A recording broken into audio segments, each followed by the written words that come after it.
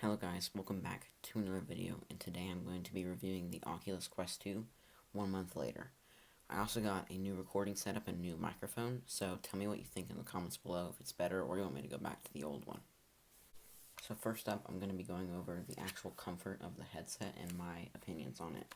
Obviously this is different for everyone because everyone has different head shapes, but I think that the stock strap for the Oculus Quest 2 is really uncomfortable, so I definitely recommend getting the Elite strap or some other third-party head strap. I can leave a link to one of those or a few of those in the comments below. Also, the facial interface over time starts to get a little bit more irritating and uncomfortable. In the beginning I didn't really notice it. It's definitely tolerable and not too bad, but over long play sessions and your sweat and all that, it kind of starts to build up. So I definitely recommend getting a VR cover, which is in stock right now and will probably go out of stock really soon. So if you're planning on getting an Oculus Quest 2 or already have one, I would order that as soon as possible. Now, the comfort of the controllers. I definitely think, like, holding them wise, it's super comfortable. All the buttons for me are located in the right place. My hand size is pretty much perfect for them. I am a little irritated with the stock straps and the way they were. They kind of started to irritate my wrists, so I moved them to be these knuckle straps. You can pretty much find any tutorial on YouTube for that, but if you really want one, I can make one if you guys want. But overall, they're definitely pretty ergonomic, pretty comfortable. I would just change these straps. I'm also kind of one of those people that really get annoyed when something they bought gets like a scratch or a scrape or anything on it. And I have noticed that stuff starts to get dirty because it's white, obviously. A few key spots are the rings around this, which if you accidentally get them really, really, really dirty, then the tracking might not work as well, which would be really, really bad. So if you just give them a wipe down every few weeks or week, they should be okay, but they get really dirty, especially in the crack on the headset and the front of it and the controller rings. But it's white, so what do you really expect from it?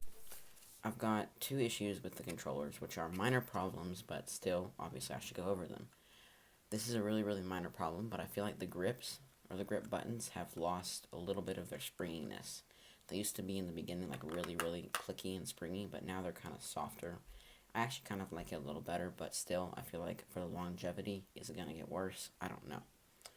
And also, my right hand, only the right hand for some reason, the vibration is really, really weird and loud.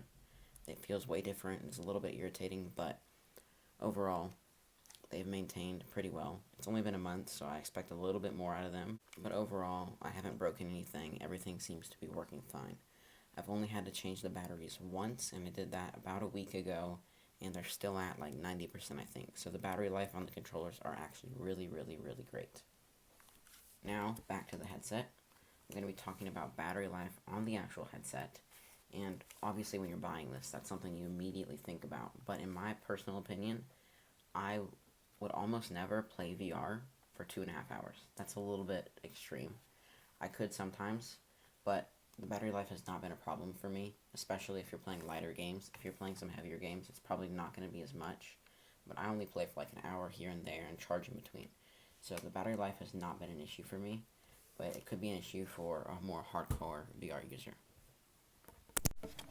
Now, for the last thing that I'm going to be going over is the lenses of the headset. And the clarity on this, there's only 3 different settings. For me, the closest one is best, and I have no issues with it whatsoever. It's completely clear and crisp. I have had very minor God rays. I don't really notice them unless I'm really trying to focus for them, but the lenses for me have been really clear.